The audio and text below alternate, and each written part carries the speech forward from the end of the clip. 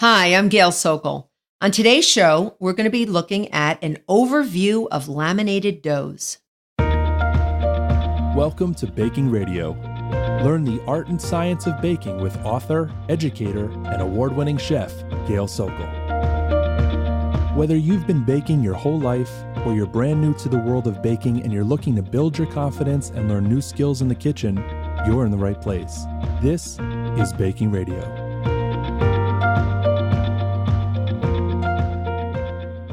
So on today's show, we're going to be looking at just an overview, sort of a general view of what laminated doughs are.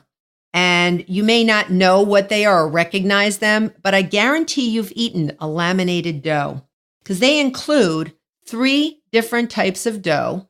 Danish dough, if you've had a real Danish pastry, you've eaten laminated dough. Or croissant, you've eaten laminated dough. If you've eaten puff pastry, you have also eaten laminated dough. They're all different. They're 3 different type doughs, and they are defined in a different way. They're in a special category. So in my newest book, Baking with Success, I actually deal with specifically puff pastry, and I've put it into a separate chapter because it is so special. And in my first book about professional baking, I actually have a special chapter just on laminated doughs. So laminated doughs are also referred to as rolled in doughs or layered doughs. So all laminated doughs involve 3 steps. 1, you make a base dough. So this dough could have yeast in it, or it might not have yeast in it. And I'll tell you when it does and what types of laminated doughs don't have yeast in them. Number 2, the fat for the dough is not mixed into the dough. It's folded into the dough. And I'll explain that as well. And 3, the dough and the fat, once the fat is folded in, there's a series of turns and folds that this dough undergoes to create hundreds of flaky layers that will go up exponentially each time you fold it. So if you picture a book with pages that are made of very thin layers of dough and fat, that's what you will see when you make your own layered or laminated dough. So laminated doughs contain a solid fat. It's always a solid fat, always. There's never oil. It's always a solid fat. It's butter. Or it could be a vegetable shortening or some form of solid shortening. And it's folded into a base dough through these series of folds and turns. And with each fold and turn, if you forgot your math and exponents, trust me, you will see those flaky layers when you finish that baked good. So let's discuss each one individually. Danish and croissant dough have yeast in them. So Danish dough, croissant dough, 2 of the 3 contain yeast in the base dough. They're yeasted doughs. All right. And that helps them with the leavening, right? That'll help them rise. Puff pastry, our 3rd and final type of laminated dough, relies on steam as its only leavening. There's no yeast. There's no baking powder. There's no baking soda. So puff pastry is going to be folded in a different manner. And we'll talk about that in a second. So we have our base dough. Base doughs are easy to make, right? You can make a yeasted dough. You can make a dough that doesn't have any yeast in it, just a regular plain old dough. But how does the fat get incorporated in? It can be a tricky business. And trust me, as a pastry chef, it can be a tricky business. And I've done it different ways, but there's a simple way that I'm going to tell you. And I do this with my baking class for children. They're middle school and high schoolers, and it works for them, and it works for me. And I like it, and it's their favorite method as well. So there are 3 ways to roll in the fat or get it incorporated. Number 1, you roll out your base dough to a large square. And then you place a large square of butter smack in the middle, but lying diagonally. So your butter's in a square shape as well. And this square of butter is lying diagonally to that square of dough in the center of it. Then each side of the dough is folded in over the butter to form an even larger square. You get the picture how crazy this is? It can be a little tricky. All right, I don't like this method. It's a little tricky. That's one way. Let me get to the second way. Wait till you hear this. So the base dough is formed into a large ball. All right, I've done this, a large ball. Looks like a blob. It looks like a giant blob on your work surface. And then an X. You're going to cut an X with a large, sharp knife into this dough.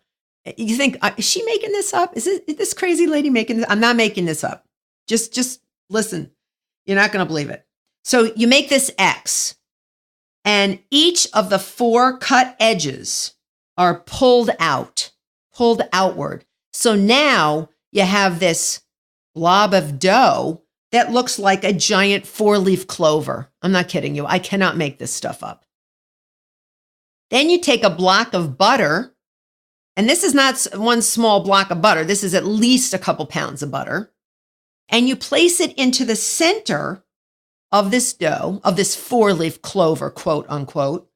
And then each leaf of this dough is pulled up over the butter to enclose it. And this forms a large square of dough with butter inside. Is that the craziest thing you've ever heard or what? Okay. So I'm saving the easiest method for last. This is my method. This is the method I prefer. And I really recommend you do it because you'll have the best results. So the butter is placed between pieces of plastic wrap. So you take stick butter that has already been, cut into sticks, and you can buy it like that, unsalted butter. And usually I slice the butter, each stick in half lengthwise. So I put 4 sliced sticks in the center of a piece of plastic wrap.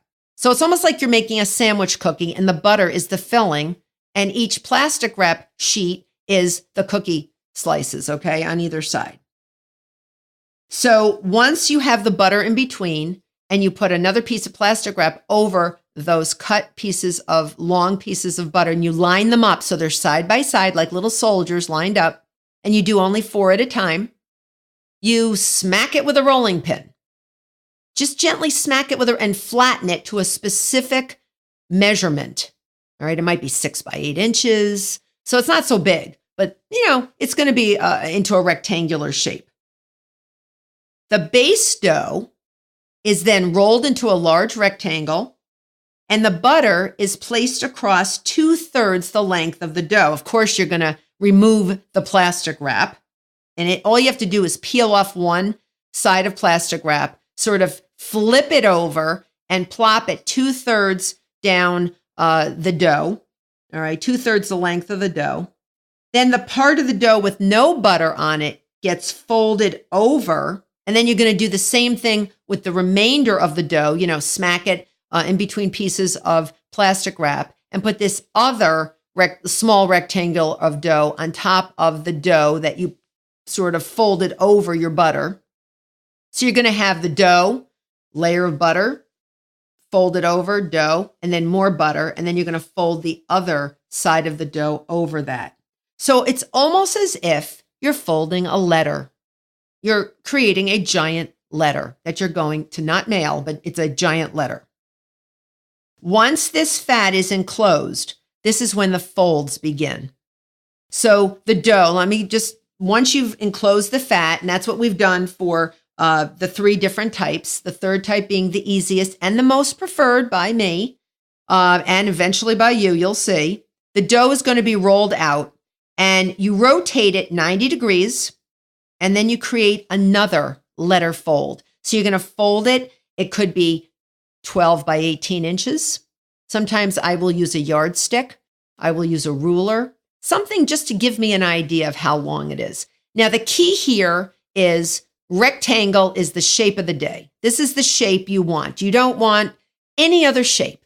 You don't want the state of Texas. You don't want the shape of, a round or a triangle. You want a rectangle. And it really matters because if you don't get a rectangular shape, it's going to mess up your flaky layers after.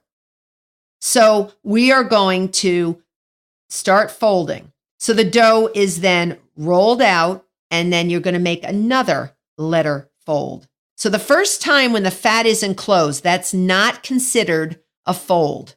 You have to roll it out to 12 by 18 with the butter inside it, and you're going to enclose that fat. So you're going to make a letter fold. And then you rotate it 90 degrees and you do it again. And sometimes there is a rest in the refrigerator. So you give your dough a rest because by rolling it out, you've developed some gluten-forming proteins. You've developed this elastic band of protein. Sometimes this protein matrix can be very elastic, like a rubber band, and it will give you trouble. You won't be able to roll it out very well.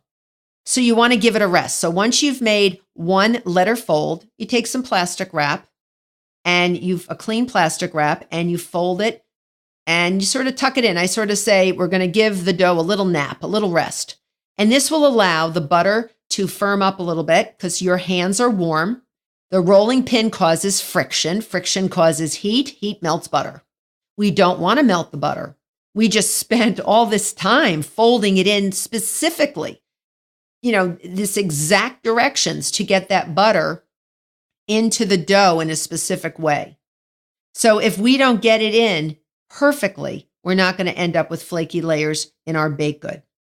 So you're going to let it chill, and it might be about an hour, and come back an hour later, and this process is repeated. You roll it out, you fold it into a letter, and you turn it, and you create another letter fold, and then you can chill it. Now, if you're busy, you can make a few letter folds, put it in the refrigerator for a couple hours. If it gets too hard, you can smack it with a rolling pin a little bit, and that will soften it up a bit, or just leave it out for a few minutes.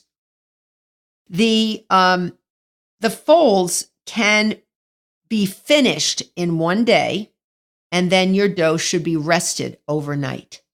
Sometimes you can push it along, but it can be rested overnight, and that's the best possible way to do it. The dough, once you have all your letter folds, and puff pastry actually gets book folds. And I'll explain that in a second. They're going to be folded differently because puff pastry needs extra folds, extra layers of fat dough. So we talked about hundreds of flaky layers before. We're going to have even more, closer to 1,000 layers for the puff pastry. The reason is we have no backup. We have no insurance of leavening. We have no yeast in this thing, this puff pastry dough. So we're really reliant on steam. So we really need as many layers as we can get out of it.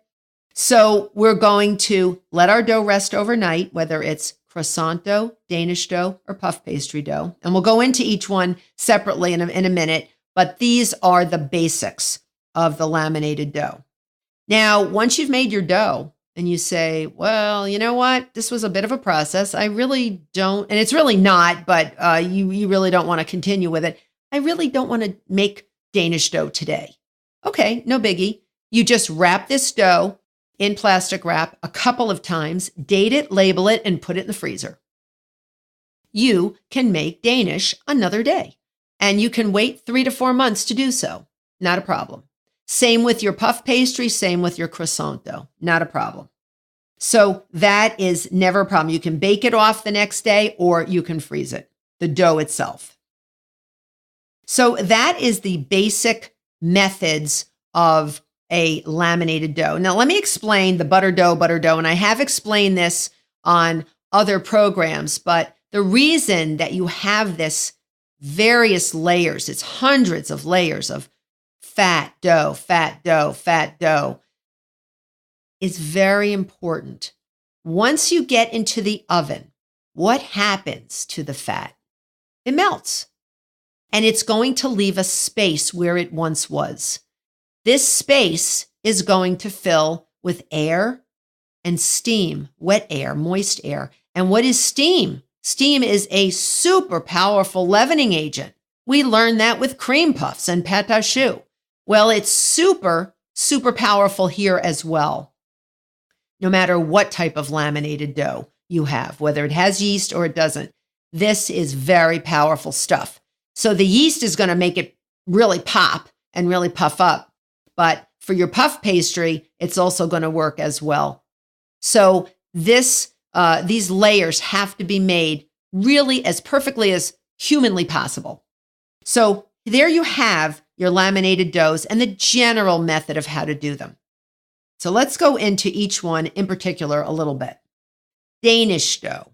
So this dough has yeast in it. This base dough has yeast in it, and this will help it to rise, absolutely. And it's by far the richest of the three. It usually contains in the dough eggs, milk, and sugar.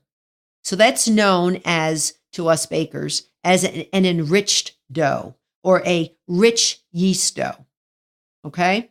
And that's going to get what's known as a 3 by 3 fold. It's going to have 3 letter folds. All right. And you're going to do this 3 times. 3 3-fold turns, it's known as.